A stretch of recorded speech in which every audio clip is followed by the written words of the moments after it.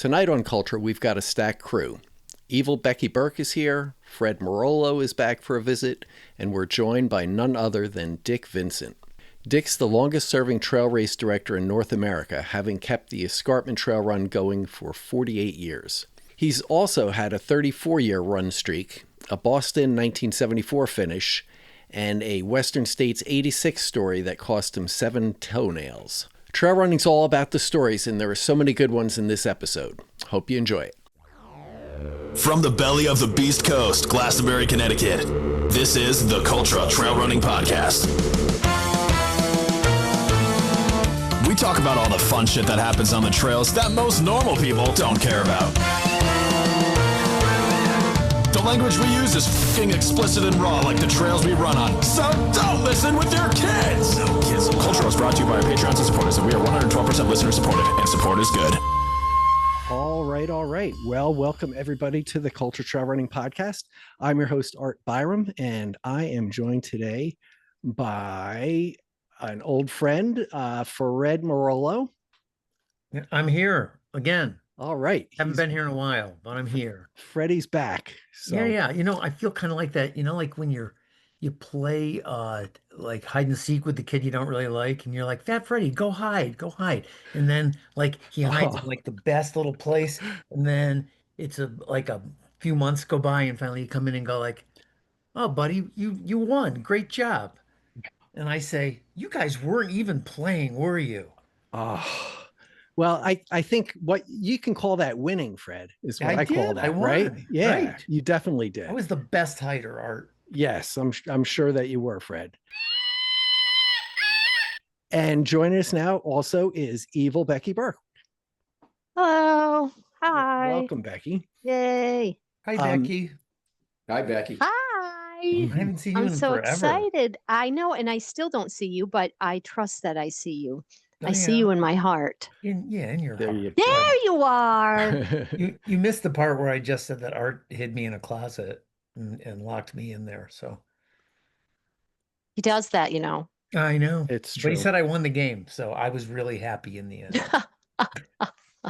Yes. I know. Supposedly it's a compliment. Yes. Be hidden away.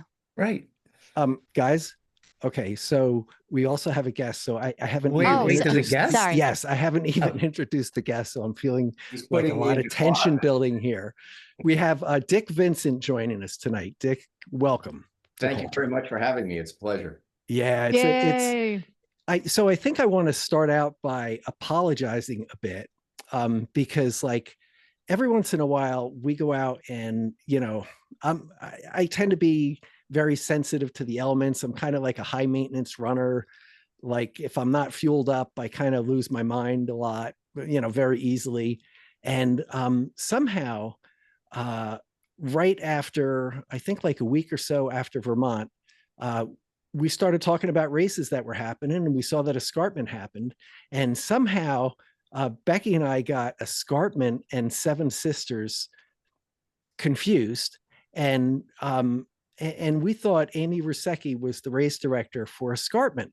So we're like, wow, she does that like 1 week after Vermont 100. She goes to the Catskills and she does Escarpment. Like that's like, oh my gosh, how does anybody do that? So and then a couple people, Brian Vanderheiden and I think Amy Jennifer Hanlon and a couple others kind of Like, what are you talking about? Yeah, Art, like Crazy kids. do you even run? And then and then once it all hit me, then it was very clear that was like a major error, and also that it was long overdue to have you on the show. So glad to have you here. Sorry about If that's the worst mistake you ever make in your life, you're doing really well. Yeah, it's he's made worse. Dick. Yeah, believe me. Give me the info. I want to hear these stories. Dick, I'll probably make some worse mistakes as the day goes on here. So yeah, just like let's keep that. Gives me a lot of wiggle room to make mistakes myself. That's right. Okay, very good. So Dick, one thing I like now, I know that you've you have there's so much to talk about that you've experienced, or that that I've heard about you, and all that. But I'd like to kind of start at the beginning, if to kind of find out a little bit more about you, and maybe like where you were born and what your childhood was like, and things like that. So where were you born, and what was your childhood and family like? Well, I was born in Catskill, New York. Mm. I still live in the township of Catskill. I live in a little place called Palinville. I had three brothers. I am Dick of Tom, Dick, and Harry. So there's Tom, Dick, and Harry, and Jack, because every Tom, Dick, and Harry's named Jack. And Oh, wow. and That's awesome. and I didn't grow up having running in my life. There were a few times where we went on vacation to Cape Cod one time, and I just decided to run, and I ran for a while. But it wasn't until a summer I spent in Boston. I was in college there, and I started run. I was smoking cigarettes and drinking beer, and one of my roommate said, "Hey, you got to start doing some running and kind of get offset some of these bad habits you do." So that's how it started for me for running. Gotcha. Hey, before we get into that though, I kind of like to hear a little bit more. So you said that you had three brothers? Yes. And so I had three brothers as well. Oh, did you really? Okay. Yeah, I did. So where do you fall in the pecking order? I'm number 2. Me too. Oh, very good. Okay. All right. And so my wife has 3 sisters, and she's number 2 as well. So okay. I don't know. So yeah, number 2's right. We're pretty cool. Right? I can't. I'm a child. I can't keep hearing you say number 2 and not giggle. Like, okay. That's good, Beck. That's good. You're on point there. So appreciate it. Number 2. So growing up in the Catskills, that's like, I played Little League in Yankee Stadium, right? So was your family an outdoors family, or what was your childhood? What kind of childhood did you have? I had a good childhood. My dad was an attorney, and we lived in a nice neighborhood. It had good neighbors. My family had a pool, so we swam a little bit in the summer, and people came over. I didn't really have a passion when I was in school. I played a little bit of Little League and that sort of stuff, but I didn't have a passion for running or anything like that. I was just sort of going to school and getting through every day. Yeah, I got you. That's kind of how I did it as well. And where did you go to? You said you went to school in college in Boston? I went to a small college. It was Graham Junior College, and it got absorbed by Emerson. Okay. I went for radio, television, and TV and radio production for TV and radio. That was there. There you go. And see, Dick, it's finally paying off, right? Tonight is the night. This is everything I learned. 3, 2, 1, you're on. That was it. That's good. Very good. You're hired. So, I have to just comment on this. I also see some guitars in the background there. So I take it you're a musician. Is that safe to say? If you want to use the term liberally. Okay. I play, and I really love it. I wouldn't call myself a musician because I don't know all the self-taught sort of. But I play sometimes with, I perform out, and I can front a band, but I find the key to being a musician is surrounding yourself with really good musicians, Right on. That's the key. I think I feel like that's so right with so many things. Like I feel like that it's such a good thing to say, because I feel like to be a good human, you surround yourself with really good humans, like to be a good athlete, like surround yourself with good athletes to be like, I don't know. Yeah. I just, and I've been, so I'll have a lot of fun with it. And, but no recording labels as of the date. Okay. Well, surprise for today. That's right. Today what we have for you is the big payoff. Cultra recording label. Oh, okay. That's right. Yes. Let me give you the number of my lawyer and agent. Absolutely. Very good. Okay, I Oh see a boy. piano back there as well, and There a is, record there is a album. piano, but it's the family piano. When my mom passed away, I took it because nobody else wanted it, and Mm. I don't really play it. I played it I took piano lessons when I was a kid, but I never really became a much. But Michael Weldon, who comes to visit with his family, Natalie and his daughter Amelie, he plays it when he comes here. So that's about the use it gets. Very good. I've been the same way with musical instruments. I just collect them. I have oh my gosh, I probably have like 8 or 9 guitars. I have a keyboard. I have a trombone from like the 1800s. I have like a part to a bagpipe.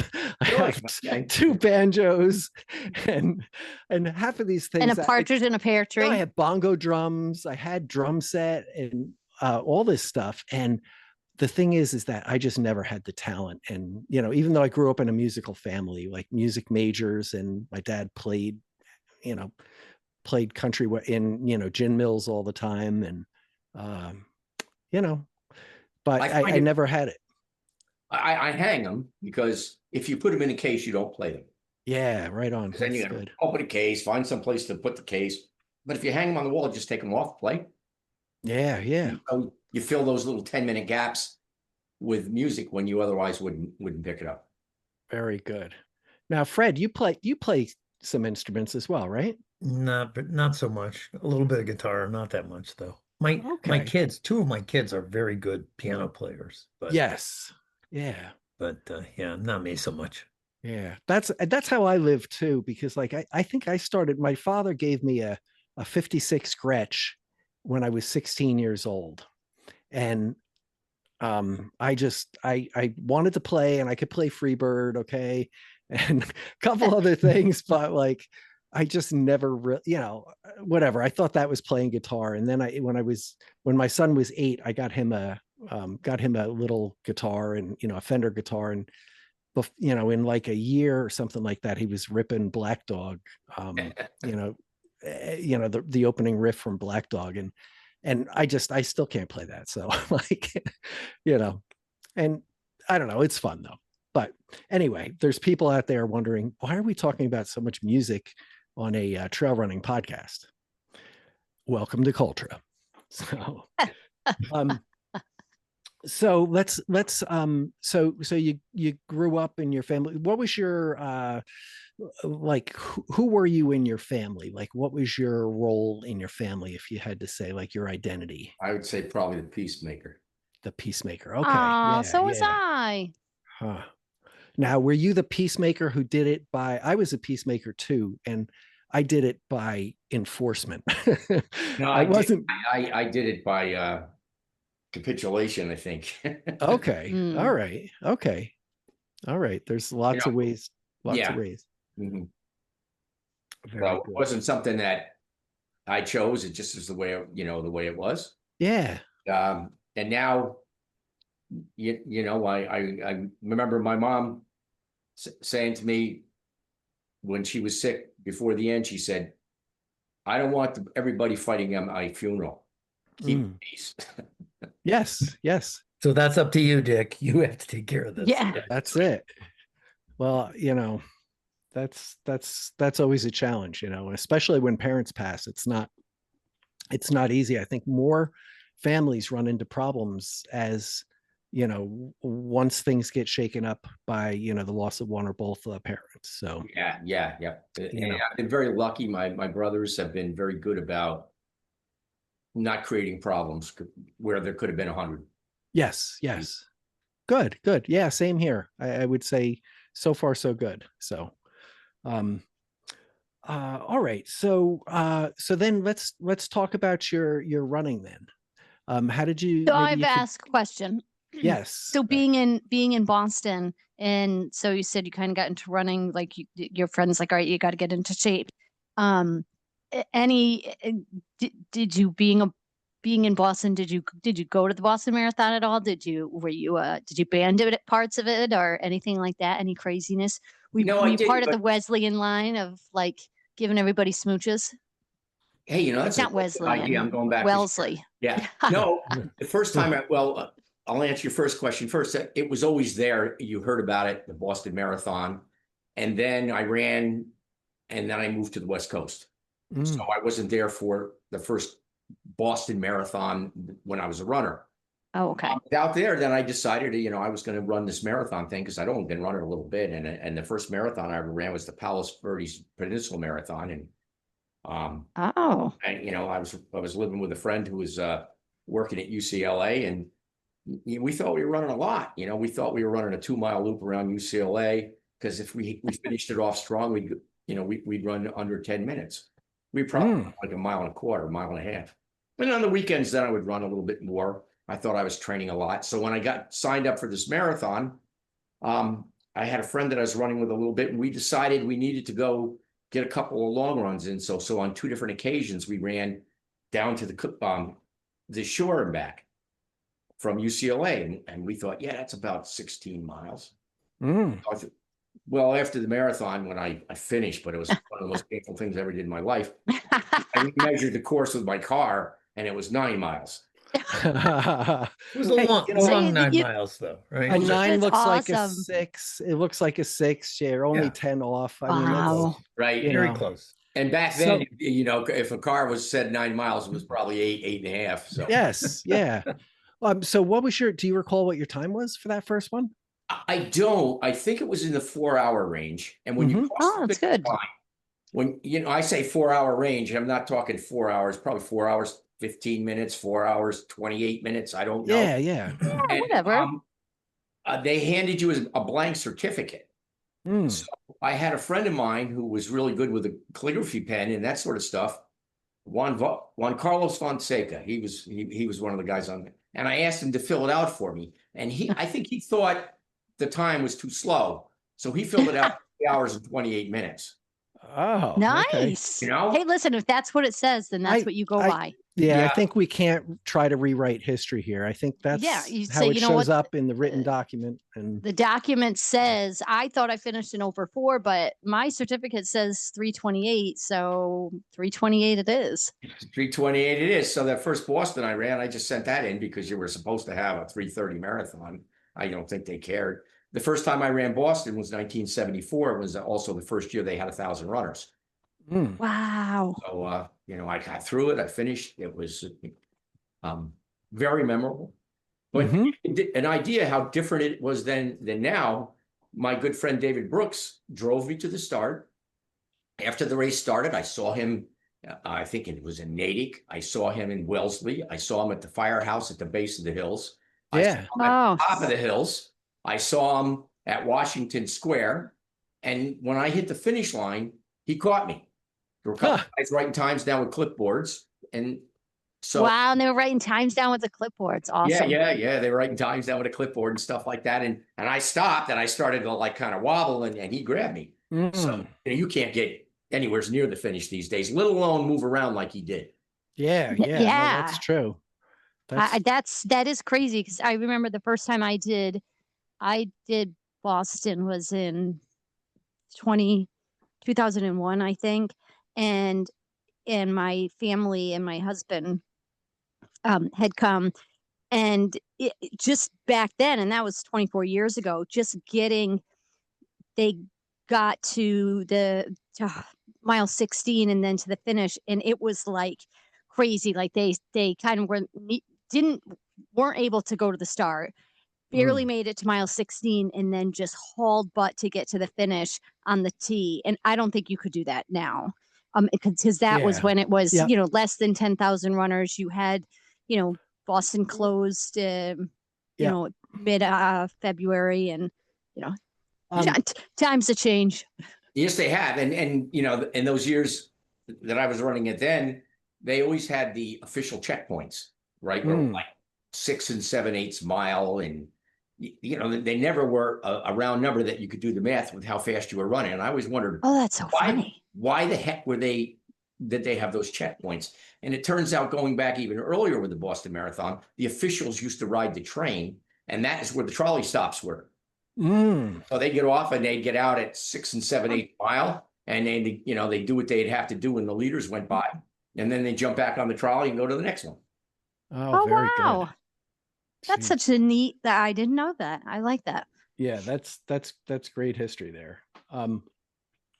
Fred, do you have anything to add on that to the So Boston stuff? you ran Boston before there was a Boston Billy, right? I did. Yeah. Yeah. Yep. Yeah. Did he win first time 76? He won 75. 75. 75. Yeah. Okay. You know, and Billy was running then, but you know, he wasn't Billy yet. Right. And then in 75, he went out and he ran 2:09:55 and set the American record. And this guy, and you know, just took off from there for him. Yeah, 4 wins there and 4 at New York, right? Yes. So a very impressive race for him was 3 or 4 weeks before the Boston Marathon. He got 3rd in the World Cross Country Championships, and that was when they were hotly contested. Everybody won. And wow. Yeah. Andy Burfoot said when he saw that result, he thought, "Uh-oh, Billy has really gotten good." Gotcha. And he was right. Billy was pretty good. He sure was, right? Yeah, he's not bad, right? I mean, for a Connecticut guy, all right. Yeah. Oh gosh, I have I just spoke to him not too long ago, and we're gonna, it's like spoiler alert here, we're gonna try to get him on the show. So I got to know him very well at one point, and we've kind of stayed in touch. So he is absolutely a pleasure to be around. Yeah, isn't he the nicest person ever? He is. I feel like you could talk to him about, I don't know, string or marbles, and he just is fully engrossed in what you're saying and just is fully interested and present, and just a very kind, just when the few times I've talked to him, I always felt like he makes you feel like you're the only person in the room. He listens to what you have to say. Wait, what did you say? I said, you have to say.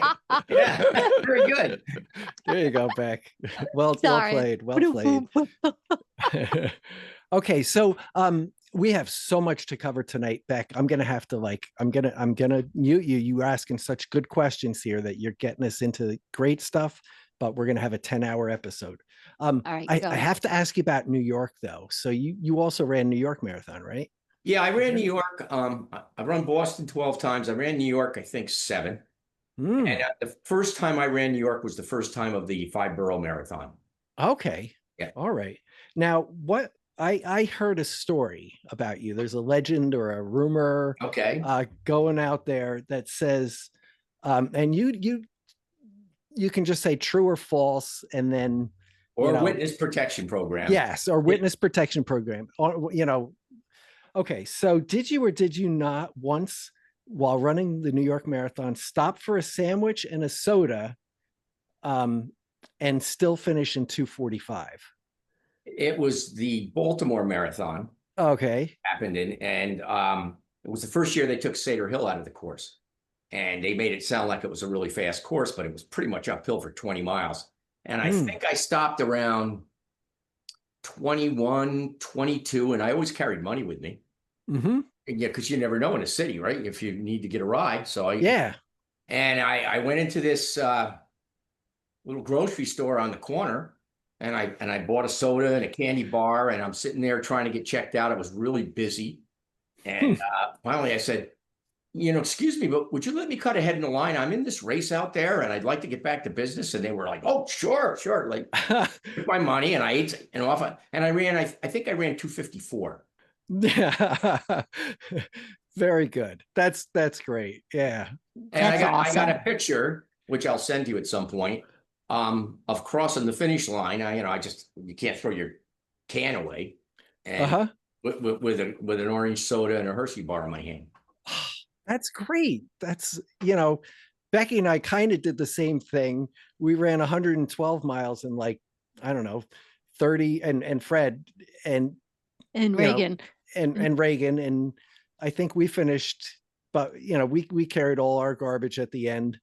Or actually Bill Rogers. We, as in myself, Fred, and Reagan, carried all Art's garbage because Art likes to purchase a plethora of food. So where you purchased a soda and a candy bar, Art would purchase a 6-pack of soda and 20 candy bars and then be like, oh, I don't have anywhere to put And them. And then chocolate everybody bugles. else And is chocolate bugles. shoving I thought all they were of gonna his enter the stuff chat. in their pack. He used just smart man, Art.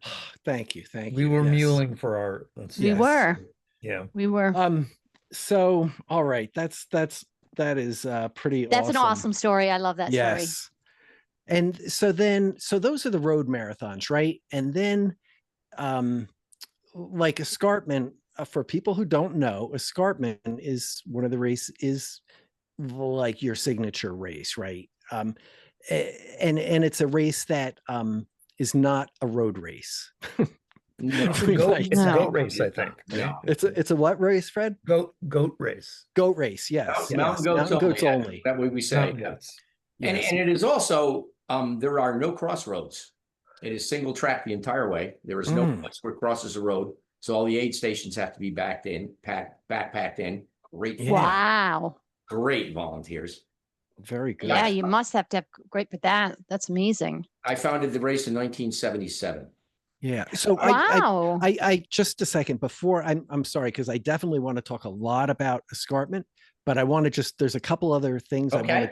I want to get into before so that we don't lose them, because I'm afraid that we're going to get through and it's going to be like, oh my God, because this is like going to the Museum of Natural History and not seeing the blue whale. Like, you don't want to walk out and say, oh, did you see the blue whale? Are you Oh, calling no, me fuck. fat?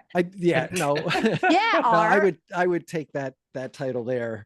But now a couple things. So you've like at one point you decided that you wanted to run like more than one day in a row, right? Yeah. So And get a run streak going. that was 1975. Uh-huh. I finished the Boston Marathon. I took the next day off. Mm-hmm. I was always one of those people that would like, I don't feel like running today. Oh, I'm a little tired.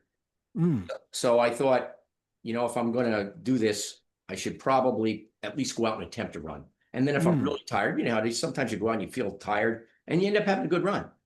Yes. So if I went out and I didn't feel well, I'd turn around and call it 2 or 3 miles easy and call it a day. But I always like to get out the door to try, because otherwise I sabotage myself. Yes. I find that's true. Yeah. So you now Fred also is a run streaker. Right, Fred? I have run a few days in a row, but I'm looking at Dick's retired streak. 4/23, 1975 to 10/01, 2009. So 34.44 years. Now, here's what I want to know, Dick. Yes, Fred. By the way, Fred, you have the helm. What were you doing on 4/22, 1975? Why didn't you run that day? 4/22 was the day after the Boston Marathon. Marathon was 21. Right. So I was sitting around thinking about, I had run a bet, better than I had. For me, that was a race. Well, okay, I can run a marathon. I ran it. I felt good, and I ran a PR for me at the time, which I believe was 3:17. And Great. So I thought, all right, and then I kind of like started the run streak. And then you were like, I got to get more serious about this. I think I should just do it every day. Yeah, and the run streak sort of took the temptation of not running out of the game, right? So it's just, there was, people say, how'd you get yourself out the door? Well, I had committed to running every day, so that part. So you have to run off the table, right? Yes. Yeah. It's not the if am I going to run. It's like, it's like when am I going to run? How fast, but not if. Right. Yeah. And there were a couple close calls, where all of a sudden I'm like, oh my gosh, I haven't run yet today, or the one story that I think probably is told the most is I was riding bicycles with a bunch of friends and I had a bicycle crash, and I, busted the end off my elbow and I busted my wrist up and this and that. And I hadn't run. So I'm at the hospital and the doctor said, so we're going to have a surgeon come in and redo your elbow. But he's not going to be able to get here for a while, so wait for him in the casting room. And I said, is it okay to go out to the car? And they go, yeah. So I went out to the car, and my then wife, Jean Kerr, helped me get my running shoes on, and I ran for 20 minutes in the parking lot. Okay, I have a couple of other questions, Dick. I love What was your that. minimum mileage during the streak? I didn't have a minimum. I think maybe like the shortest I ever ran was the day after I ran Western States.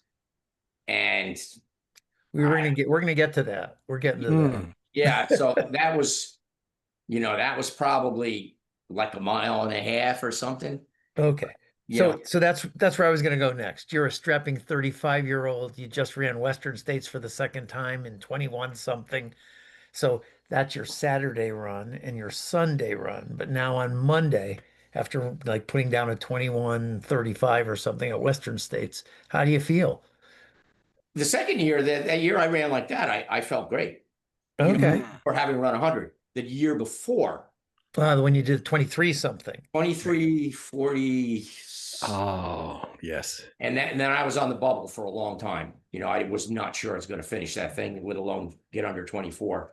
And I was really in pain. Now, That was the one that I wasn't sure was, I don't know how far it was. And of course, we didn't have all this digital watches and stuff. So you went out and you ran and you guessed at what you did. Yeah. You were like, I did 16, and then you're like, wait, no, I did 9. Exactly. Good point. For all you knew, you could have been running 185 miles. No, he ran a 50. 100. He ran the Western States 50K. So no. From what here's another true or false. Did you have to have your socks cut off at one of these, at one of the Western States? We did the first year, the Western States in 1986. When I got to the finish line, my feet were so swollen, we had to cut my socks off. I lost 7 toenails. And did the nails come off with the sock? Some of them did, yeah. Some of them were floating around down there. That was pretty ugly. That's a good day. Yeah. That is. That's you still did sub 24. That's they should have a website for that. Like most toenails lost in a day, I'm sure they do. Run. I know, but I'm just saying, like, like where, like the results, how in Ultra Sign Up, it has like past years, the men and the women finishers, like toenails, like toenails, toenail finishers. Best blood, most blood. Toenails. Yeah. Yeah. I like it. I think it has promise. Fred. So Dick, you didn't go back to Western States after 87 though, I right? tried, but it just couldn't. Then it was starting to get very difficult to get into, and I couldn't get in. So do you feel like it? Sorry, I know Art's probably gonna be like, Becky, stop asking questions, but whatever. No, it's good. Do you feel like once it, just like any races, like once it started to get harder to get in, getting more popular and stuff, did that kind of like lose a little bit of the allure, like because of that? And not so much like hard to get in from the perspective of time, but like, there's lotteries and all that other kind of stuff. I just didn't know if that, as things get more popular, sometimes they get popular, which is really great. But you can kind of lose the allure because it's so popular. I would have loved to run it again. I did lose interest in trying to get in because it was so disappointing the year that I got rejected. I was training for it. I was hoping to run top 20, go under 20 hours. I was, and then I got this thing in the mail that said, bye. And, and there weren't many hundreds then, right? There were a few. There were not. Yeah. So I didn't go back, and but no, I would have loved to. I'd still, if I could run 100 right now, which I'm hardly running. I would love to run Western States again. Gotcha. Before I turn you back to Art, Dick, because I have a little experience with running streaks, I just wanted to ask you, what caused you to stop on 10/1/2009? I had a fully ruptured Achilles. That'll do it. That'll do it. So, I always wanted to end the streak on my own terms. That was because, someday it's going to come to an end.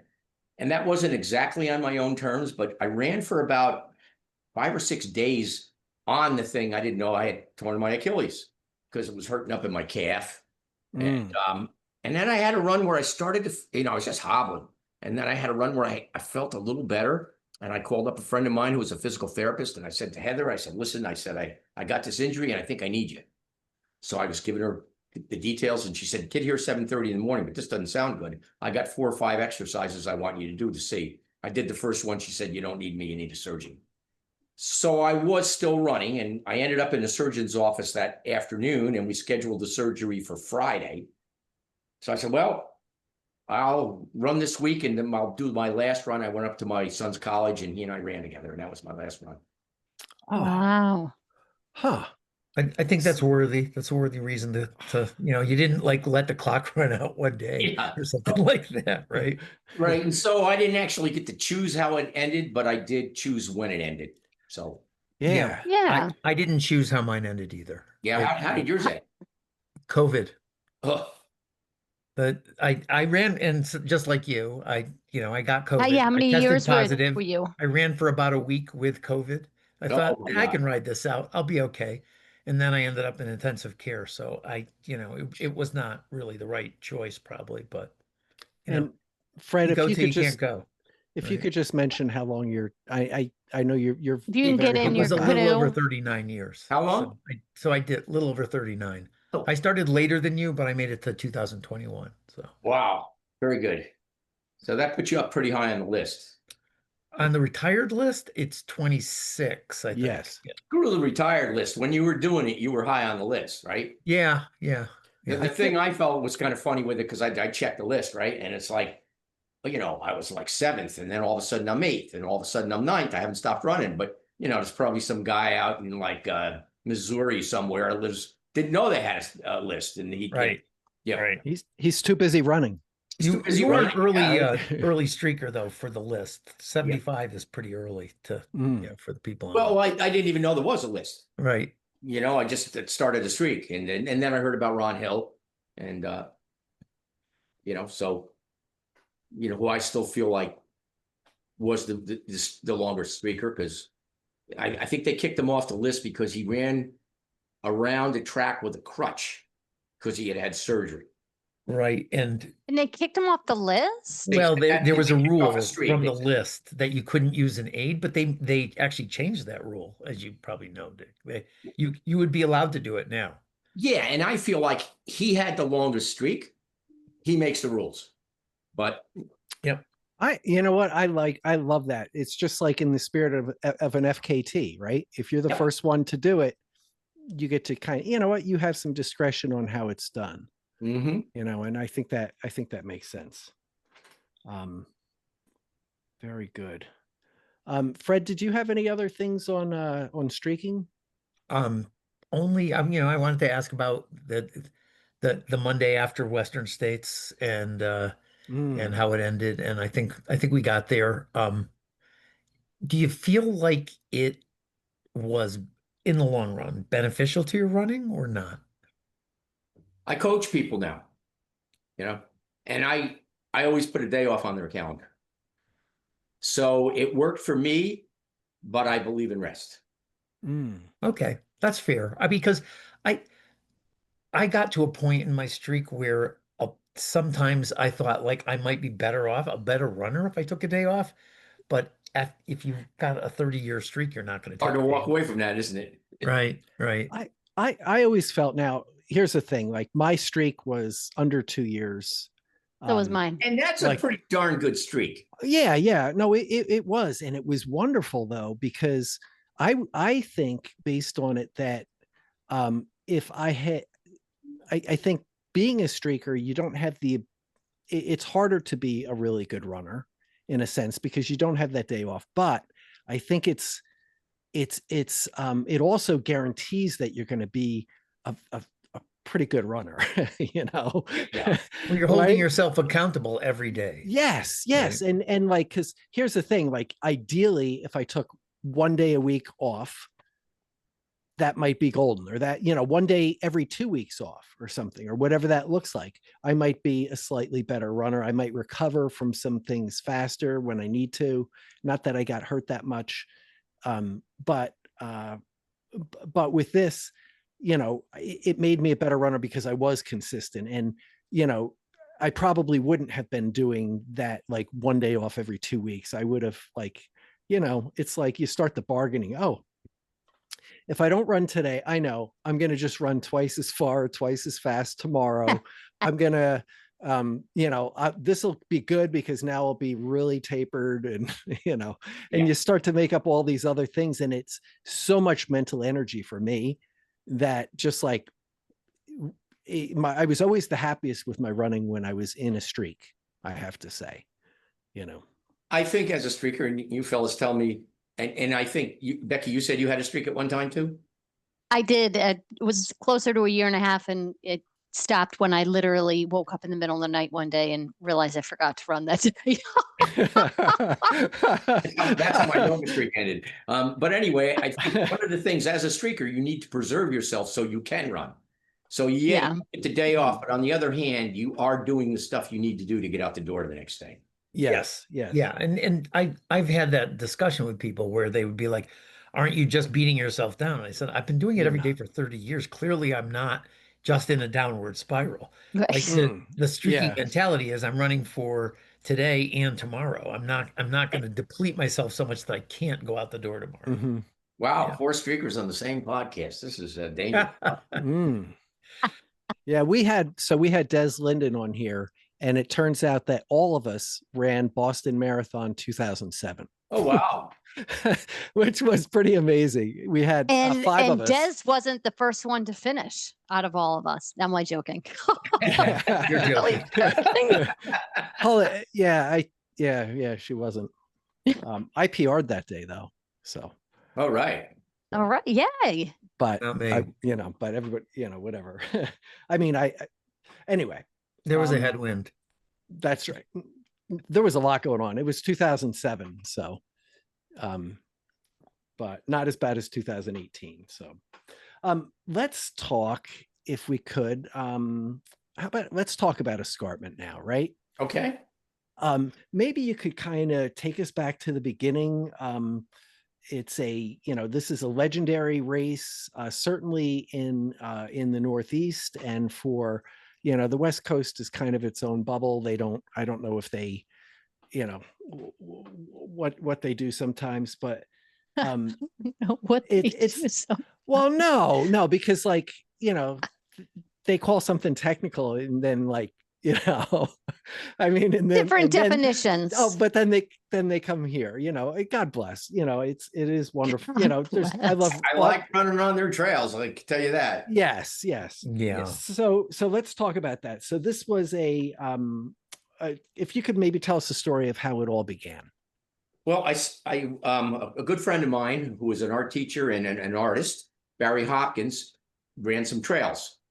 And he started bringing me up to the Catskills, actually very near where I live now. And I started running the trails with him. And most of them were pretty nice. They were one time were carriage trails around the Catskill Mountain House site in South Mountain. And then we'd go over to Olana Historical Site, which, by the way, this coming Sunday, there is a memorial race for Barry Hopkins at the Olana Memorial Historical Site. And you can sign up, raise pay. Yep. So anyway, I started hearing about this thing called the Escarpment Trail, and I inquired about it. Everybody said, oh, it's hand over fist. It's terrible. And I thought, this would be a great place to have a race. And everybody I told. I love that. Everybody I told about it, I said, hey, we ought to have a race on the Escarpment Trail. They all said, this is a really bad idea. Oh, yeah, it is. And then you knew that was right. Great. That made it like, you could now never do that, Dick. You'll never do that, Dick. That will never happen. Yeah, you'll break it. You'll kill yourself. You'll shoot your eye out. Yeah. So, it was 18 miles. 18.6 is what the sign says at the start. And so Barry Hopkins went to the old mimeograph machine in the school that he taught, and we ran off applications. I passed them around, and had 22 people show up that first year to run it. And it was really an interesting thing because some of them were pretty darn good runners. The late Paul Fetcher was there, Billy Lauder, who was a good ultra runner on the roads, a few other people. And they started thinking, we're not going to need water for this thing, because we didn't have any aid stations. I thought, it's going to be like running a marathon, carry a bottle of water. So I threw mine down too. And thankfully we had a really good day. It was about 72, 73, and we all made it through, but it was quite, I remember at the finish line, I ended up third that year. And Billy Lauder was sitting under a tree with Bob Paul Enright, who won it, and they were all covered with salt. And I went over and I said, "Oh, what'd you guys think? You know, you want to hear good stuff about your race." Billy kind of looks up at me and right past me at the same time, he said, "Somebody's going to get hurt real bad out there today." I'm like, whoa. But that's for sure. Wow. So if the Escarpment had a Yelp review, what do you think that might say?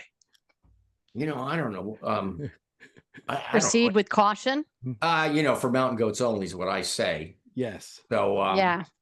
you know, and on the back of the hat, I have a little thing. It says Wizard of Mountain Goatery. Oh, I like that. Nice. So I don't know if mountain goatery is a word, but it is now. It is. Yeah, it is. I like it. It is. Yep. No jackassing around on, on mountain goatery. So, so this has a reputation. The Escarpment race has a reputation as being one of the toughest races out there. Do you feel that it is, or how do you feel it stacks up? Well, in the beginning, it was. Mm-hmm. You know, I mean, you know, now it's a race. To put races on it, they're so hard you can't run them, right? Mm-hmm. The Escarpment is runnable. It's got some really tough sections. You got to climb hand over fist and power hike. Yes. And I think in a way that makes it really hard because the physicality of the trail comes at it, everything's coming at you a little faster. But when it started, there wasn't much like it. And then I think I was in 77, I think in 78 or 79. The guys, Pete Gagarin and what's the other fellow's name? It's escaping me right now. They used to be the publishers of Ultra Running Magazine. Okay. And they came over and they ran it and they liked it. So they put on the M&M Trail Marathon. And okay. Like the Monadnock. Yes. Mm-hmm. Yeah. And Fred Ross came over and he ran it and he put on I think it was the Sugarloaf Marathon, or no, the Pisgah Marathon, not a marathon. Oh, yeah. 30K over in southern New Hampshire. Yeah. And yes. the three of us started the Northeast Trail Runner circuit.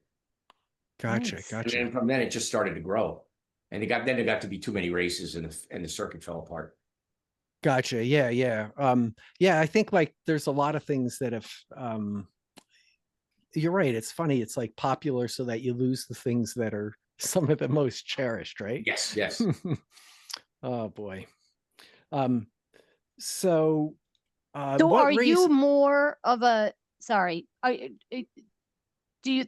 was it just from living in the Catskills that you just gravitated more to these really challenging courses versus, you know, I mean, 50 miles is 50 miles, 100 miles, 100 miles.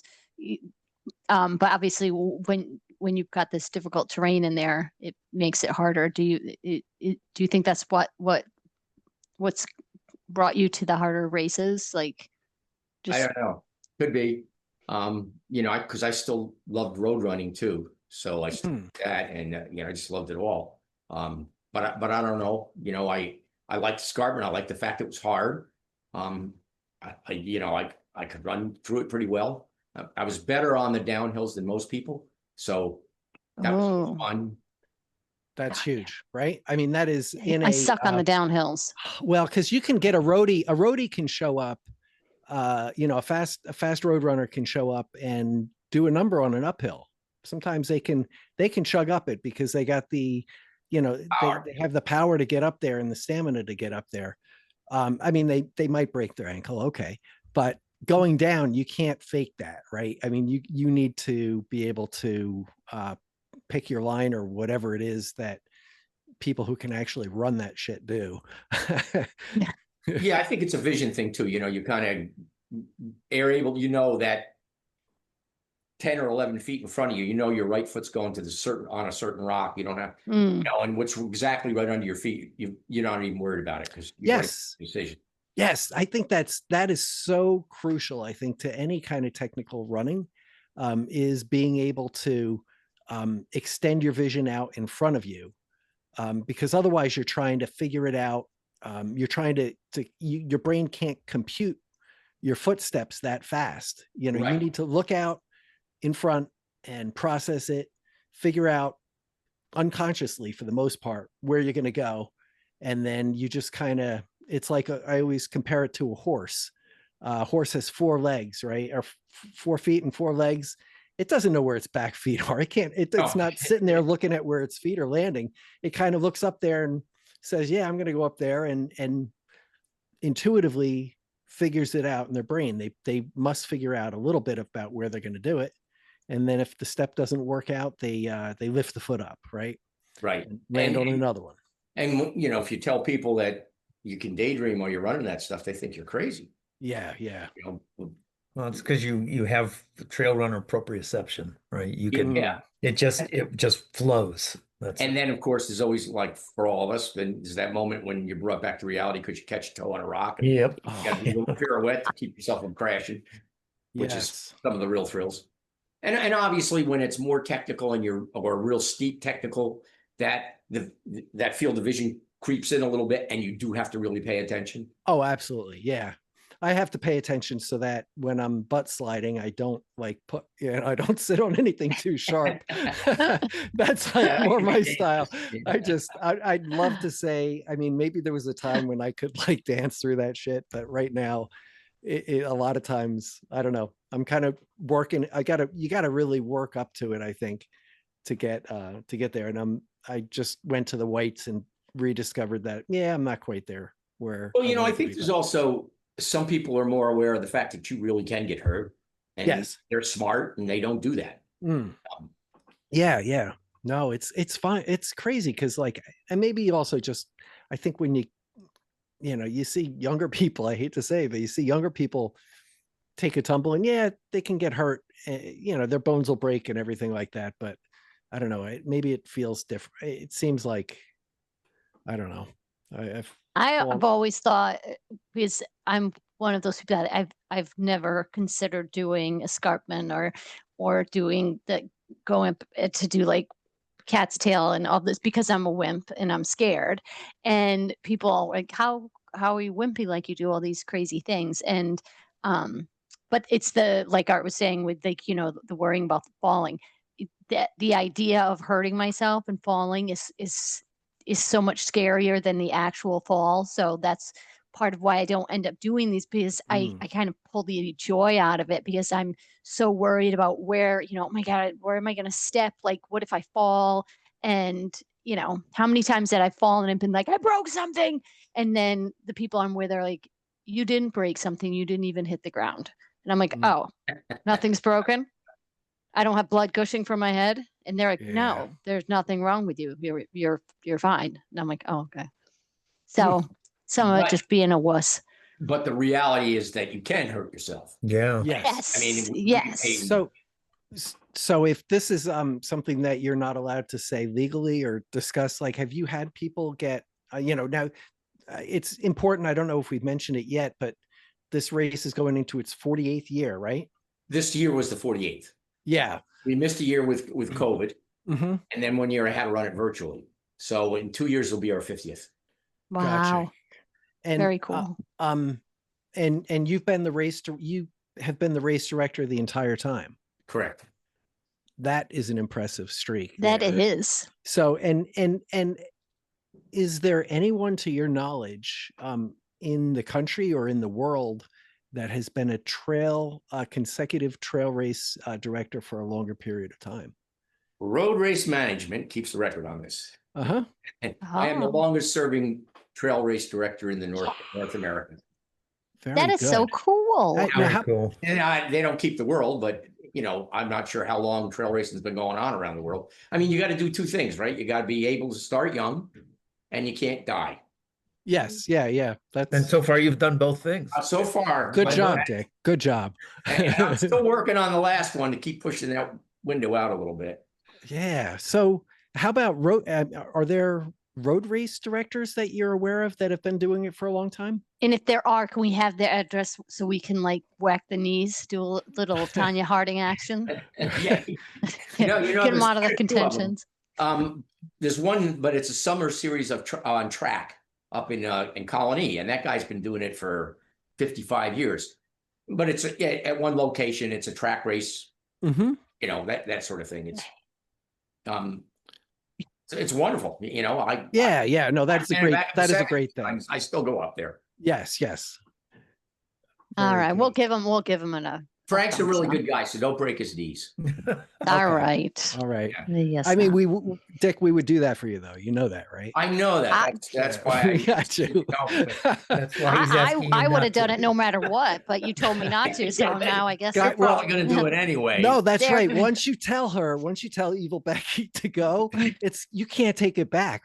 then that's when I, decide like, all right, I'm not feeling well at this run. I'm just going to keep running, getting more miserable. Just happen to run up to this person's house and Yep. Get 'em. She's huge. Like Becky is still like doing it. And, yep.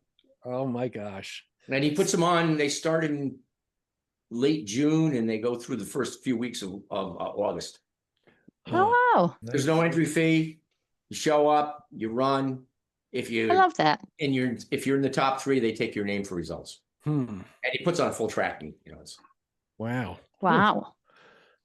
So have you ever had anybody complain about the course, like who like somehow missed the memo? Like I know it's like it's got to be laughable when it It's happens. like what? There's hills in this. Yeah, you didn't tell me. Like have you ever had that happen? Yeah. I had actually the people that have complained have come up with people that have run, and their runner didn't do as well as they thought. One woman contacted the state of New York, said the race should end because she said we're not well prepared for injuries. We don't have horses out there taking off the course if they get hurt, and she hadn't been on the course. Well, you can't get a horse over there. We need oxen, okay, and mules. Yeah, right.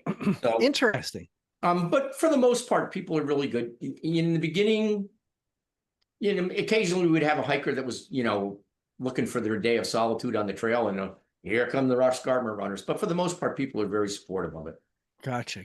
So for how much prize money does the first place finisher get for this race? They get the same amount as where payouts really, really equal. Last place gets the same amount. Okay. All right. Excellent. So there's Very no prize egalitarian. money. No prize money. Okay. So then how big is the trophy they get? I don't have, this is no awards. No awards. Like, good. okay, the medal. There's like a medal, like The a medal is lapel right pin, there, right there. a stick with a ribbon on it.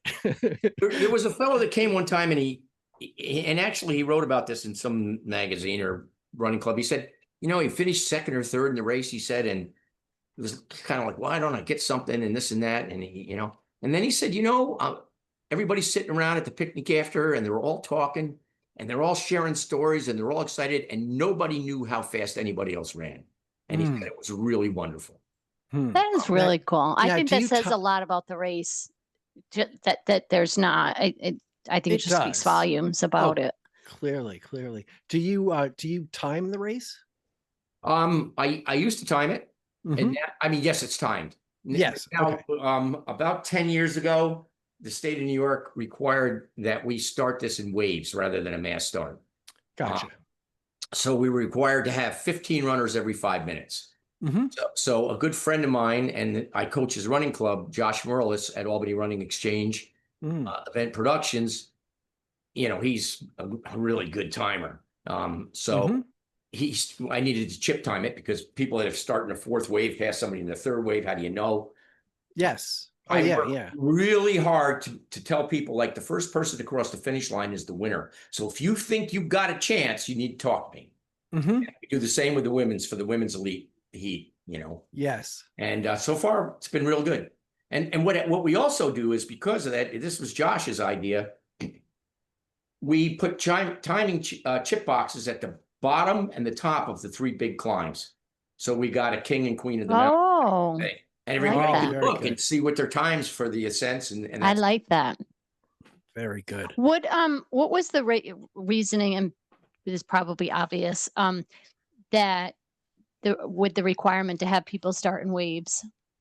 The state of New York we go through wilderness areas, and there's certain rules with wilderness areas about usage, and so they theoretically, I think they're really lenient with this. want no more than 15 people per mile on a trail. Now, nobody's running this thing at 5-minute miles, so 5 minutes between waves is really generous. Ben Nephew did in 1996, I think. So I think we should check the records on that. Fred, you want to get on that, please? Yeah, I'll look right into it. Yeah, I think the course record is not even 8-minute miles. I know. Yeah. I'm teasing you. So let's talk about that a little bit. When I think of this race, the things that I think of are there was a video that was out there for a while. I'm sure it's still out there of Ben Nephew going up. A Blackhead, yeah, that was yes. This video in 2014. Oh my gosh. And I just looked at that and I said, oh my gosh, who is this man to do such things? know? And we've had coming down is the real trick. I bet. Yeah. We have down, the leaders come down like it's kamikaze. Yes. It is crazy. It's crazy to see the leaders come. I talked to Ben after a race in Connecticut, the Blue to Blue, and I said, so Ben, I said, when you're running down the trail and all of a sudden you catch a toe on something and then you get another step in and then one more step and then you're in midair and you feel like you're going to fall. Like, how do you deal with that? And he goes, I don't do that. I don't. So slip. he just doesn't trip. I don't fall. Yeah, that's his secret, Beck. He doesn't trip. And I said, how do you not slip? And he goes, oh, I wear Innovate IROC Ultras. Yeah, and they have pin needles in them. Yep. Yes, they have the little spikes in them. Yep. But I I'm sure that he is definitely fallen, at some point, allegedly. Not much though. Not much, right? Not too much. Lee Berube, who's won it 5 times and is the course record holder, told me this year, he said he wasn't going to come back because he just can't seem to run this race without just beating himself to a mess. Yeah. Wow. So, and then so Ben Nephew, and we've had Ben on the show. He is,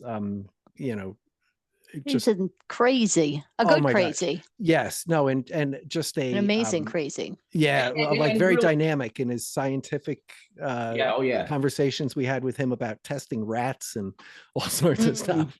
And ran at a very high level for 20 years. Oh yes, yeah. And then the other one is Cheryl Wheeler.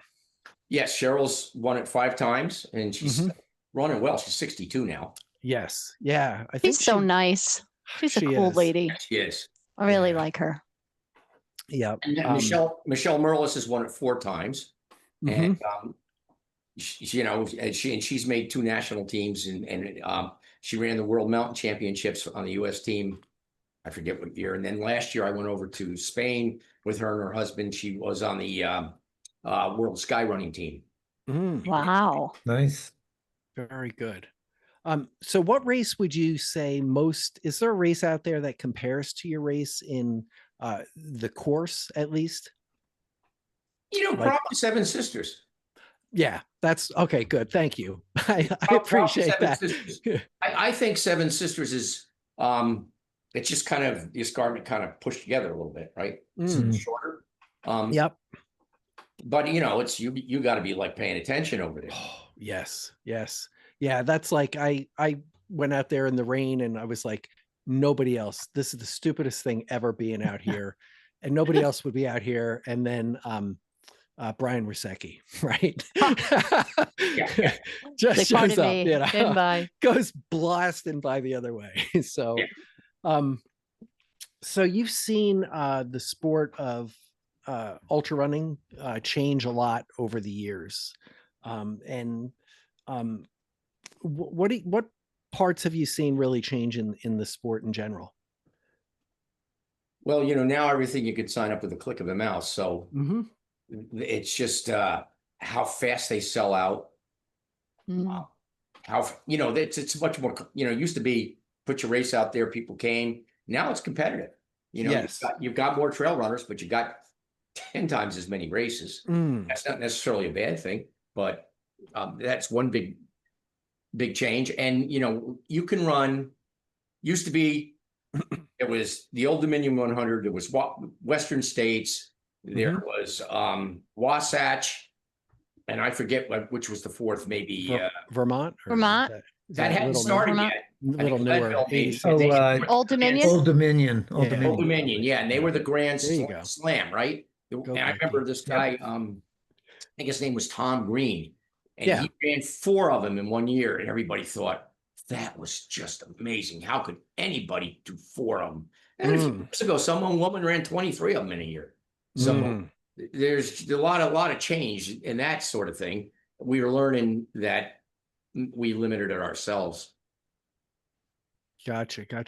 One thing I'd like to talk about, because we are always having, and it's a battle for the race director, and I think a battle for runners to understand this aspect of trail running, is the social contract between the race director and the runners. And the social, and what I mean by that is, like, as a race director, what are you going to, what is the event about? What are people to expect when they come here? Because, like, there's people who will say, you should have horses, and you should have, how do I know where the finish line is? And, why isn't there like a, why isn't this like, you look at your race and then you look at UTMB, right? And compare the two, right? And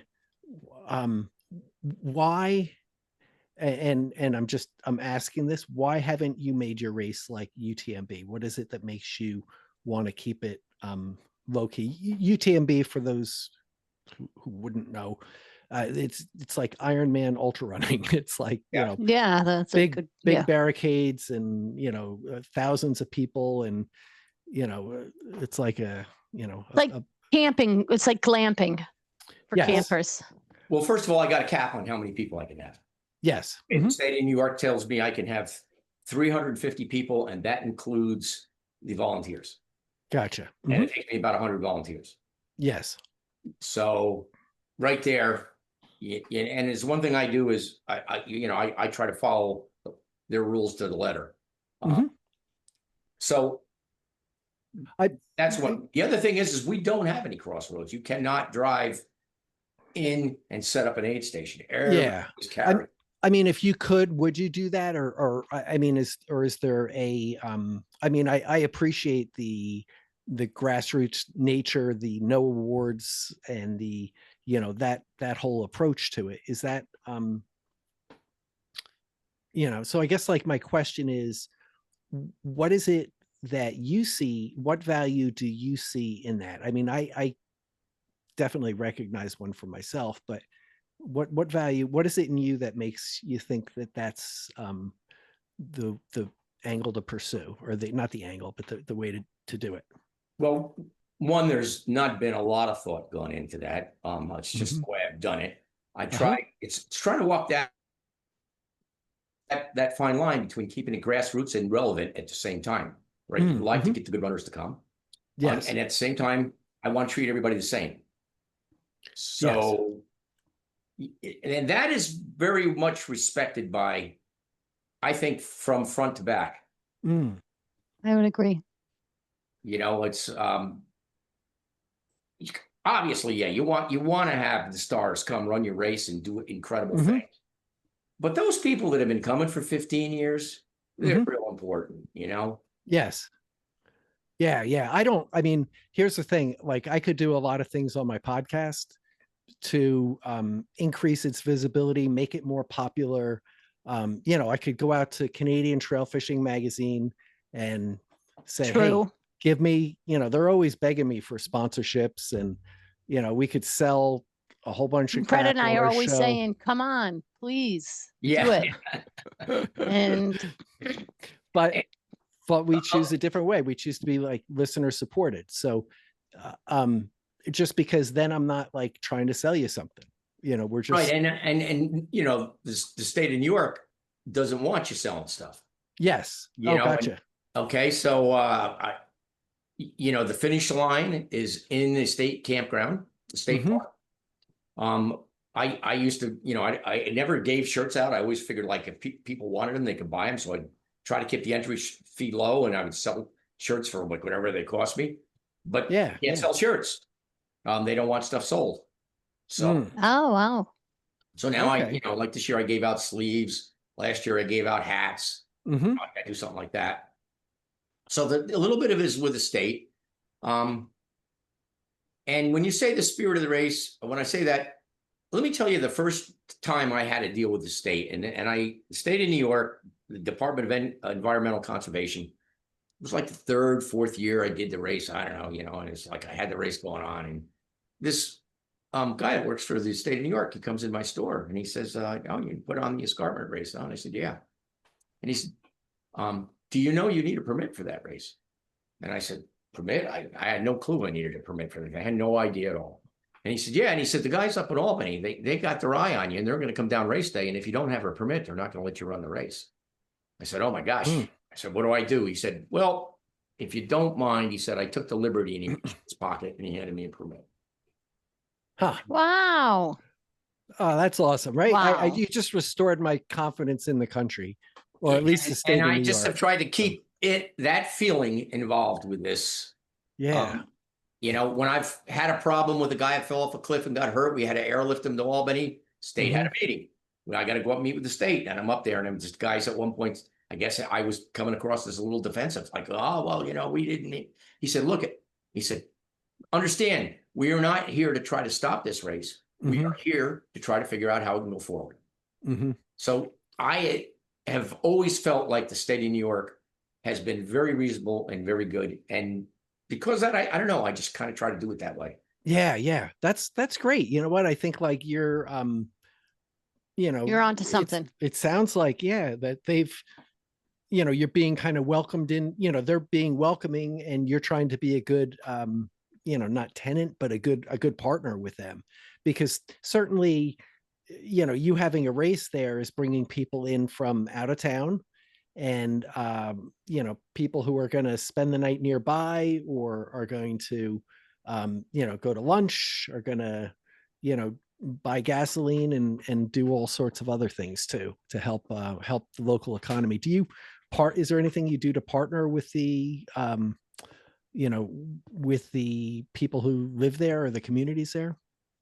Not really, because one of the things I have found in my past with doing road races and stuff is that sponsors are really difficult. So I try to keep a sponsor free. Oh, okay. That said, I've had some, like Bread Alone, which is a very good bakery for bread, and they sell their stuff all over the Northeast now. One of their members of their business was running the race, and they would show up and bring Bread Alone stuff to the finish and that sort of thing. So that kind of stuff is added into it. But I don't want to start saying, "Okay, I got to put a banner up if you give me this," and that sort of thing. Yes. Yep. Gotcha. And the state doesn't want banners. So. Oh, okay. Interesting. Yeah. Huh. I'm on their property, so. Yeah. Now, so do you still get out and go trail running yourself, or do you get out hiking and things like that, or road running? I still hike a lot. I run a little bit, but I got a real bad asthma problem. Plus I've had 3 foot surgeries. Okay. So I'm on the trails. Every now and then I even try to run them a little bit. I bicycle a lot more now. Yeah. Tell us about that. Yeah, I just, like a couple of weeks ago, we bicycled from Poughkeepsie to New York City down to Battery Park, and then we rode up to Grand Central, and there's a train station in Poughkeepsie, and then we took Metro North back. We got 111 miles in. Just 1 mile short. Well, you could have had 112. Which is our magic number. Okay. It's Art's magic number. My magic number. Yeah, we have our Cut 112 race is our race across Connecticut. That's a tough race. Oh, okay. Yes, it is. Oh, yeah. See, the problem with people think about ultras is they think about high mountains, right? And those are hard races. But when you get in a high mountain, a lot of times you just put it in a grind out gear and grind up it. But with a Cut 112, you're up, you're down, you're up, you're down. You shift gears the entire time. That's a really hard race. Yeah. That The footing on those trails is not good either. It's Eastern trails. So right. right. It can really bring out the evil. I'm sorry, say that you. again. Amy Oh, Hampton and I are Amy. good friends, and I remember when she ran it, some friends were over crewing for her, and Joe Brown sent me a picture. He goes, "Well, she's doing better now, but this is Amy at 90 miles, and she was flat out." Yes. And that's better, right? So no, Amy has been a joy to have at that. That was my brainchild, I guess, if you will. Was it Yes. really? Okay. Yeah, that was my event. And It still is. even though, well, no, here I don't want to Okay. legally. Well, good. It's Got it. not it's not an event. I have It's still nothing in to your do with heart. it. It still resonates in your heart. It's your baby. It is. Your it is, baby's just grown yes. up. That's right. And now people can run that. That's a race that lives just in the the patron saint of the race, Shadow Bear. Just anybody wants to know what to do, you can just go to Shadow Bear and he'll kind of tell you what to do. It's the first Friday in June.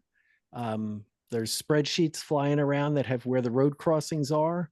So, people can go and run self-supported if they choose to. I don't know anything about it. I might It's show not up. an event. It's definitely not an event. It's not an event, Fred, right? Right. Legally. Oh, or okay. otherwise. I'm catching on here. Yeah. Yep. You're picking up what we're putting down here. So This is the witness protection program you're talking about. correct. Yes. exactly. Yes. The witness protection program. So yeah.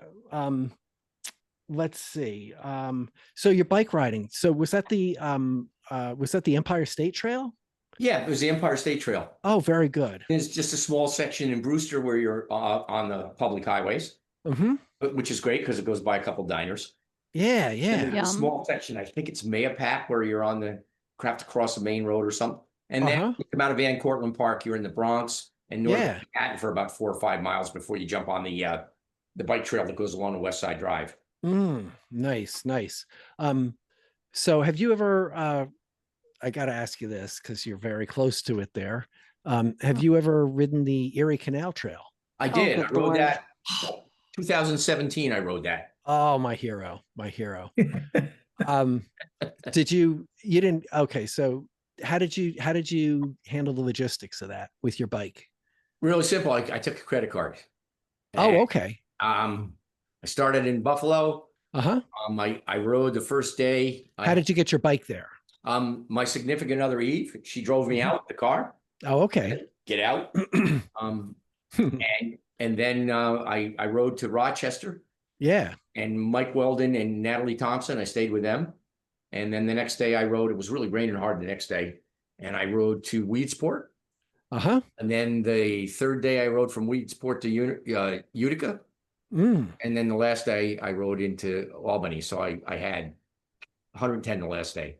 Yeah. And I know 112 was important. Yes. I would have done a couple laps around the hotel. Yes. Yes, exactly. Right on, Dick. You are a great player here. So, yeah. So you probably had heard, I'm sure that I had also done the Erie Canal Trail. And who hasn't heard that really? Yeah, it's been 2020. It's kind of famous. Kind of famous. You think they're plaques to you? Like probably you ran the Erie Canal Trail? No, Shan Riggs did, and he actually ran it faster than I biked it. But okay, not a unicycle. Yeah. But we also went to Niagara. We went from Buffalo to Niagara and then kind of angled back. So, but 419 miles. So we did it during COVID and just stayed at hotels. So.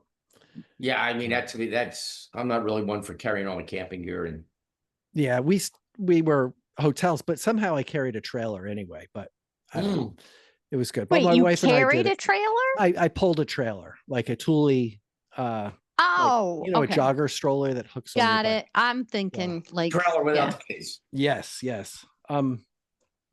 So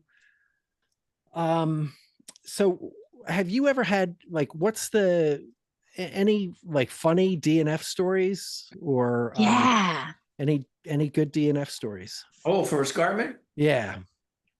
Well, I can tell you some stories that they finished, but there was one, I don't know if I should use names. He was a real good road runner. He got into some trails and started doing pretty well. And he called me up, and he had qualified for Olympic trials in a marathon. And he said to me, I want to come up run your race. And he wanted me to give him money. You know, I said, listen, I run this out of a shoebox. There's no, I can afford to put people up. He said, well, I'm going to come up there and, you know, after a couple of calls, I'm going to come up there and break your record. I said, oh. He says, oh yeah. He says, let's face it, you guys aren't running too fast. So yeah. Said, oh, I already love this story. I said, you could stay at my house.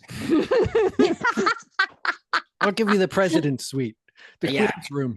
So he came up and he told me he was going to go under 230 and he was going to do all this stuff. And I said, okay. So gun goes off, and he went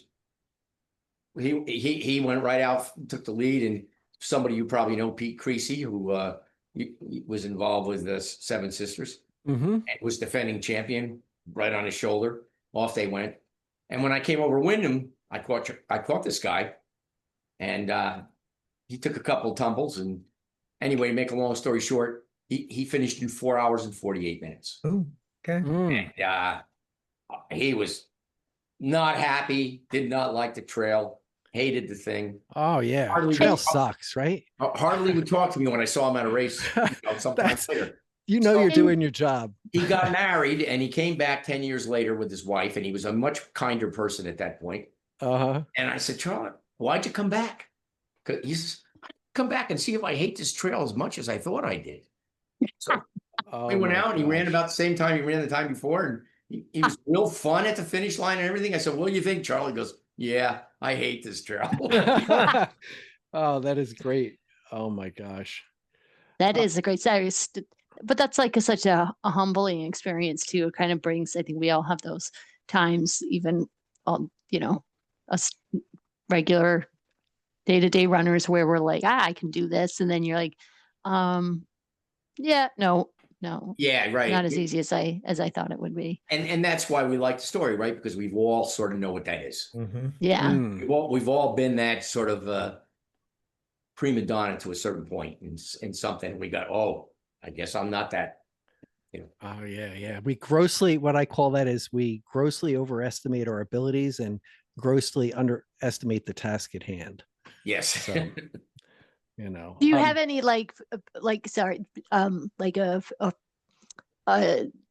a favorite story as far as like someone's finish or just their journey through the race, you know, that sticks with you? You know, I think with that, it's people that come up and afterwards tell me that the race changed their life. You know, they came from the roads and they were going to give up running, and they started running this. And all of a sudden it was like they found they rekindled their love for something. And, you know, and sometimes it comes from somebody you don't expect it to, because they're not really outspoken or something. And maybe they've run it, I don't know how many times, but maybe 15 years later, they tell you the story about how it's changed their life.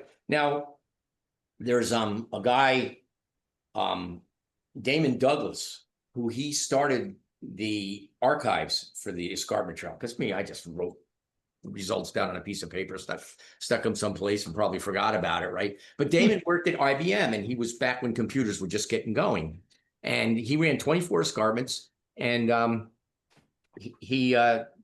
one point he said to us, it's time I should probably share these doggone archives, because if anything happens to me, they'll get lost. So he turned them over to me, I still don't pay any attention to him. Stuart Dudfield has taken him on and does a great job with him. But a few years later, Damon got killed. Oh boy. And he wanted his ashes released on the Escarpment Trail. So after one of the races one year, his family, his son started running the race, they came up and we went up with a plaque, and we hid the plaque someplace, and we released his ashes up there. And wow. So you know, for Damon, that was a really important thing. Yeah. It is amazing when you know, these challenges that we can, you know, that we face, and the bonding that we have with other people. I mean, these are special. It creates a unique environment, right? Right. Yeah. To do very difficult things. And that means that and they end up meaning, they become very meaningful, and you never know what, like in some sense it's like just a race, right? But here it was it was very important to to a lot of people. It's wild to keep doing the race. Yeah. Is it a lot of work? Yeah, it's a lot of work, but you know what? It gives me more than I ever gave it. I've got friends, I've got these experiences. I still try to go out and do the race virtually. I have a virtual, I haven't done it this year, but it's just, it's been a big part of my life, but it's been the people that have made it that way. Volunteers too, because the volunteers are the crowd. Yeah, yeah. Now I saw that it looked like many years. Did you actually run the race at the same time the race was going on? Is that? Oh yeah. Did I read that right? Yeah, yeah. Awesome. Yeah, I did that for about 25 years. Yeah. And then as I started to slow down, because it used to be I'd be in the front, so I get there. And then as I started to slow down, I started to realize that the top runners had left by the time I got there, and I was losing contact with the race. Sure. So some of the hardcores, I said, listen, if I go run this on my own, you people going to mind if I count it as a finish? And they said, no, you're here race day. So I started running it on my own and stuff, and that's how I got to meet. And then I'd be around race day, so I got to meet Ben Nephew. Very good, very good. Yeah, I tried to do that with the Cut 112. I ran it the first 2 years, and then the third year I had planned on running it, and then it was like, oh my God, no, I like was too stressed out leading up to it, Right. And then the next year, I don't know, I probably wasn't trained or came to my senses, like, why would I want to do this? but it did become a bigger production. It did. Yeah. And it's a point to point run. race, and Yes. Yeah. And just the nature of how you had it set up. I think it just got to a point where it wasn't conducive to, even if you were running like our French bred friend, Jacques Serbach. Yes. I think it would have been. Yeah. And, I was real lucky. I had my best friend, Mike Kelly, who was a state trooper, and he perished in a car accident at work, but his family for 20 years ran the finish line, and his wife and his sister would be there, and his brother-in-law who was a nurse. So I had a lot of that going on at the finish, and that allowed me to do it. But then as I got further back and I couldn't get there in time, so to speak, I realized it was time for me to. And then the race was growing a little bit too, Yes. Yeah. Well, it's certainly it's great to see that kind of community there, and these relationships that you form with people, during these things are very important too. I know Amy Hanlon we were talking about, so she's run every distance. We had a 60 mile, basically 100K, a 50 mile, and a 112 miles, and she's run all the distances. And she also got engaged at the finish, at Long Island Sound at the end of one of the years there. So it's she's certainly along she's with done some it other all. people. Yeah. So. And she's so much better than she thinks she is. Oh yeah. Yeah, she's a really good runner, and but for some reason she's real humble, can I say? Yeah, that's yeah. I was gonna say a smart ass comment, Becky, about myself. Like, yeah, so am I. I know. I was waiting for it. I was totally waiting for it. It was almost what we call it. It's too easy, Beck. Right? It was. It was low hanging fruit. Why bother? Yes. Hey, low hanging fruit's fun to eat. That's right. That's what she said. All right. See, I didn't even say that time. I know that's Becky's line there. So it is, unfortunately. So, Dick, is there anything else that as we start to wrap things up here? Is there anything else that you'd like to anything that we maybe haven't covered that we should be talking about tonight? That you'd like to. Certainly, once we sign off and I lay down in bed, I'll say, "Oh, why didn't we talk about this or that?" But otherwise I can't. I think it's really nice of you to have me on. This has been fun. Oh, it's the pleasure is ours. And Yeah. you've I think that we could have had, what I think, like if like somebody with a run streak like yours, that's enough reason to talk about this. Oh, yeah, Somebody so many who, questions within that. yeah, somebody who ran Western States in the early days and had their socks cut off. That's enough. That's an episode in itself just to hear about that. Somebody who started an epic race that's endured for over 48 years. That's enough reason. Yeah. And then you stayed with it and built a community as well. So that's pure magic. And Now I feel like I want to do this race. yeah, But Beck, I you do. Do it, Here's the thing Becky. about the Be scary great. races. This is my new thing, right? One time somebody was talking about, we were out on a run. Somebody said, "Hey, you're going to do Cat's Tail?" And I was like, "No, I'm fucking scared of that race.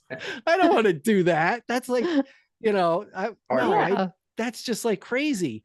And then I went home and then I thought about it and I was like, "Oh my God." I'm like, what has become of me? I'm afraid of things like this. So I signed up and I did it. And Oh, I have to remember that. I want to do I think 2026 is going to be the year. Here you go, Beck. 2026 is going to be the year of the hard thing. So wow. Too easy. Too easy. Yeah. Does that For a mean whole year. the cut 112 again? No, not that That's a hard hard. thing. Thanks, Dick. Yeah. Thanks, Dick. You just like Not that hard. no, I've done that. I've already done that, right? But I'm thinking like perhaps Manitous and Escarpment and Seven Sisters, right? Like all those things, like I don't know. Wow. I think are all That's awesome. Yeah. Yeah, man. Maybe. Real We'll tough see. course. Yeah. That's you have to excuse me. I'm not quite. Is your course? Do they run basically your course as part of that run? Is that right? They run 12 miles of it. Okay, thank you. Yeah, they run 12 miles of it, and then it goes, over. It gets up on the Devil's Path, which is miserable to run. Yeah.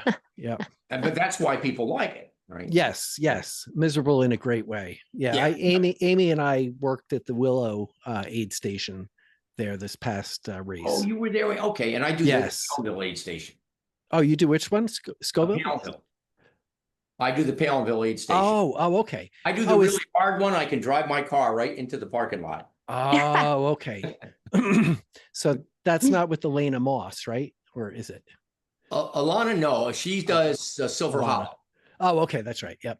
I'm still learning all the stuff there. I want to get out. I actually have to get out to the Catskills some more. There's just they're calling your name. They are. Yeah. I haven't been there nearly enough. So you know what? It's there's so much good stuff out there to do. It's like Catskills, Adirondacks get a lot of work, but those doggone Berkshires and the Taconics are wonderful. And there's hardly anybody on them. Yeah. Except JJ Duran, right? I was gonna say our friend And JJ Duran's up there all the time. Yeah, that's right. All right, Dick. Well, listen, I really appreciate your time and thank you so much. So for what interesting. You built there. This has been fun. You folks are, if I drank, I'd meet you at the bar. So you don't drink. I don't drink either. So there you go. I do. Constantly. Becky's constantly drinking. She's been drinking all night. That's why her camera keeps going off. So I know my phone keeps falling. Sorry. Very good. And a special thanks to Phred. Phred, it was good to catch up. I miss you, Phred. Good to see you guys. I really enjoyed hearing about your streak. Thanks, Dick. That's impressive. My streak may have been a little longer than yours, but not as fast. You were a much better runner than I was. Do you know there's 8 billion people in the world that don't care how fast we run? That's true. That is absolutely true. Oh boy. Okay. Well, with that, to all of our listeners out there, thank you very much for listening. If you've made it this far, of course, seek professional help. And we will see you all in a mile. Mile and a Mile and a half. half. All I haven't said right. that in a long Thank you time. very much.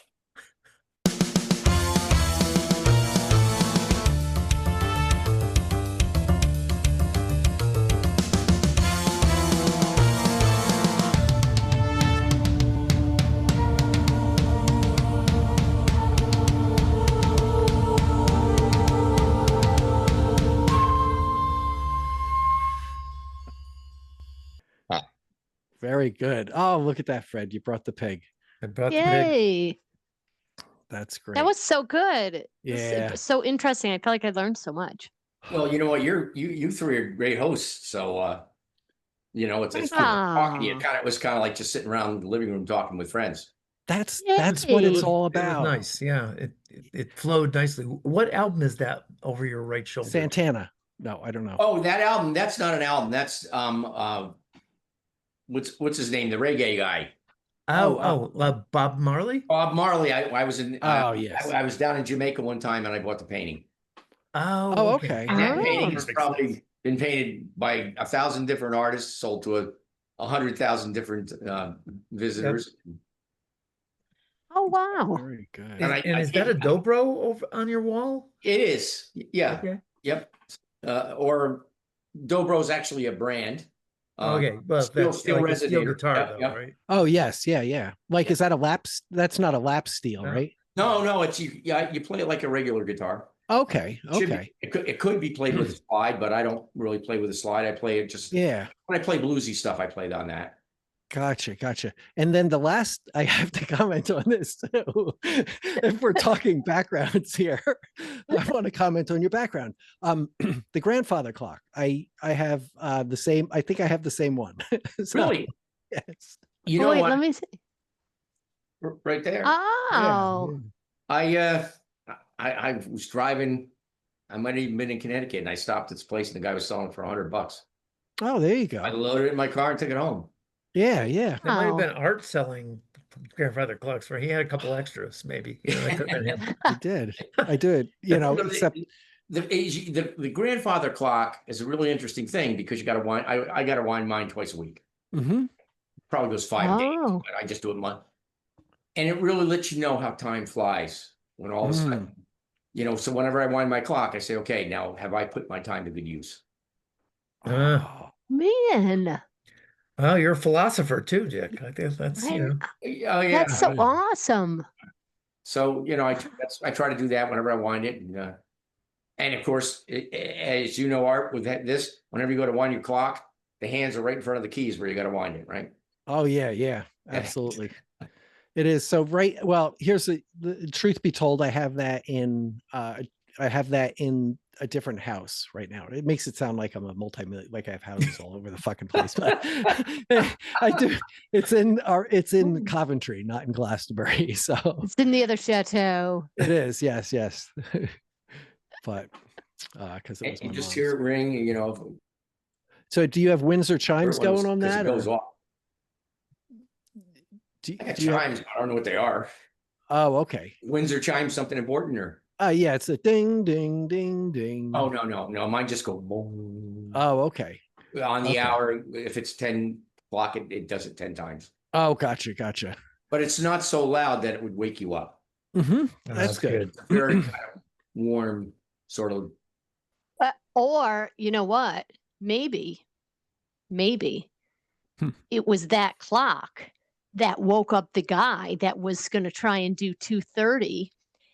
And that's why he didn't do the 2:30. And he just didn't want to tell you that he just kept getting woken up every hour by the dinging of the clocks, and that it really wasn't a hard course. It was the dinging of the clock. That cost him 2 hours, you think, in the race? Yeah, I The only think that drawback like to the that clock. is I didn't have the clock then. Oh, This, all right. this sounds like a Seinfeld episode, like Yeah. an AM PM thing. And the guy running the New York Marathon, right? I loved that. I loved that episode. Oh my God. Very good. So what do you do Oh, for a living? I'm retired now. So I'm just I'm a Yay. professional podcaster. Okay. he's newly retired. Newly you're, retired. You're a newlywed. You're newlywed retiree. Yeah, for a year. Yep. Okay. Has it really been a year? Yeah. Wow. No. Seems Well, I mean, like obviously yesterday. you would know better than I would. Yeah. Yeah. I am not retired, unfortunately. I'm still plugging away. So What do you do? I'm a lawyer. My dad was an attorney. Yeah. You said that, right. What did he do? What kind of law? He did all kinds of law, but mostly he was a trial lawyer. Okay, well, Mhm. yeah, And that's what I'm a trial lawyer, but yeah, and he used to bring, I used to go down to, sometimes I'd go watch him in court, argue a case. It was great. that was my dad was In a that small too. town, he did everything from real estate to divorces to whatever, but That's what I was going to say. My dad was a solo practitioner in a small town when I grew up, and I thought it was so cool to go to court and watch him yeah. do a closing argument in a case or something. Yeah. Yeah. Yep. Therefore, you should clean your room. I mean, whoops. Yeah, it's hard arguing with him because, Oh yeah. yeah, Oh, boy. yeah, I lost a lot of those arguments. My wife is also a lawyer, and our kids are like, "Oh, come on, don't lawyer us." Now, my son, he's a data scientist, right? So Oh, that's another one that's hard to argue with because he always breaks out all the analytics and says, yeah. Becky, aren't you like a Comes with data scientist? I don't know footnotes, what right? Becky does, but I think she's a data Yeah, scientist too. This my degree is in research measurements and statistics. So yeah, that's now I'm an auditor, but I did a lot of data analysis. So when you have a disagreement with somebody, you send them all the facts. Yes. Yeah. And I like to look at everything as if it was like a research study. Well, what's your hypothesis? Well, how are you going to, how are you going to prove this? And What are your what's your sources? methods? Yeah. Right. Yeah. Yes, exactly. Mm. What's your conclusion? My son's conclusion is, Dad, you sound like an old guy. Stop it. Yeah. Huge thanks for tuning in. Remember, Cultra is 112% listener supported through Patreon. No ads, no sponsors, so you'll never hear us trying to sell you a subscription to Canadian Trail Fishing Magazine, Fessitin Rash Cream, or anything like that. Patreon helps keep us running, makes you podcast famous, and lets us know who is actually out there listening. Plus, it helps us feed the monkey, and monkey's hungry. Not ready for Patreon? That sucks, but okay, you could also subscribe to the show wherever you listen, and then the episodes will automatically be queued up for you. Also, be sure to thank our podcast famous Patreons whenever you meet them. And don't forget to join the Cultra Trail Running Podcast Facebook fan page to help us keep up with your jackassing around and help us to paddle your douche canoe. Leave us a review and we'll read it on the air every single time. Thanks again for hanging out with us, and we'll see you all in a mile and a half.